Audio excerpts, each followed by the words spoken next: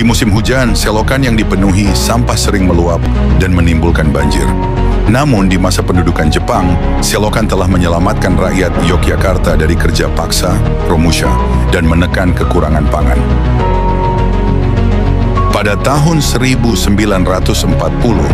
Dorojatun dinobatkan menjadi Sultan Hamengkubuwono IX. Tak lama kemudian Jepang datang. Di Jakarta pada 1 Agustus 1942, beliau dilantik untuk kali kedua sebagai Sultan Yogyakarta oleh Panglima Besar Tentara Pendudukan Jepang. Sultan menerima wewenang dari Jepang untuk mengurus pemerintahan kesultanan yang dinamai Kochi, daerah istimewa.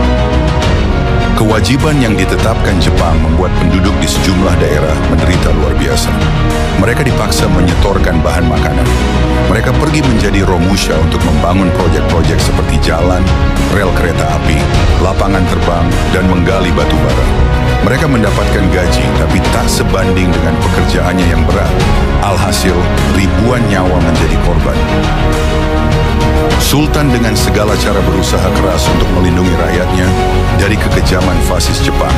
Hasilnya, rakyat Yogya memiliki nasib lebih mujur dibanding rakyat di daerah lain. Mengelakkan permintaan Jepang sama sekali tak akan mungkin. Tetapi Sultan Hamengkubuwono IX cukup pandai mengelabui tentara Jepang. Sultan menyembunyikan statistik yang sebenarnya, baik perihal penduduk maupun hasil panen padi dan populasi ternak. Beliau berhasil meyakinkan Jepang bahwa daerahnya tak mampu menghasilkan bahan pangan untuk mencukupi kebutuhan penduduk.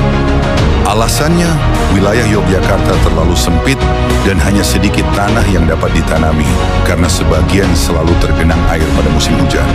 Sementara wilayah lainnya kering dan tak subur untuk pertanian. Soal daerah-daerah yang tergenang hujan, Sultan tak mengada-ada.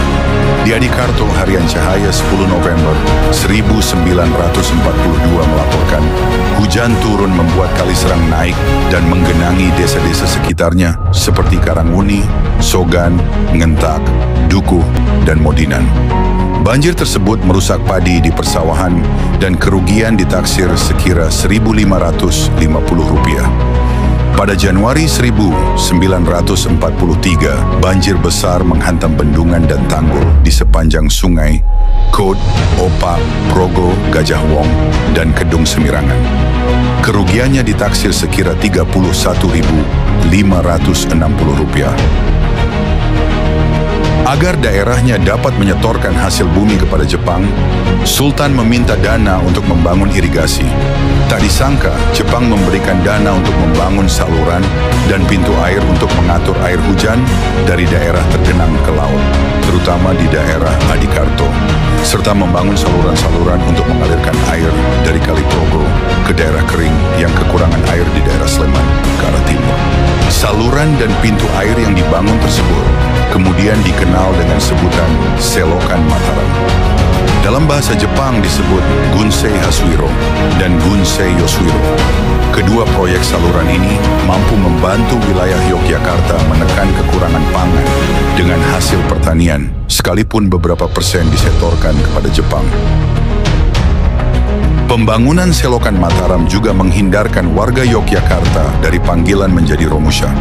Sebab, pembangunan saluran sepanjang puluhan kilometer dan harus dilengkapi dengan bendungan, tanggul, jembatan, dan lain-lain memerlukan banyak tenaga. Inilah yang dipakai sebagai alasan Sultan untuk menolak perintah pengiriman penduduk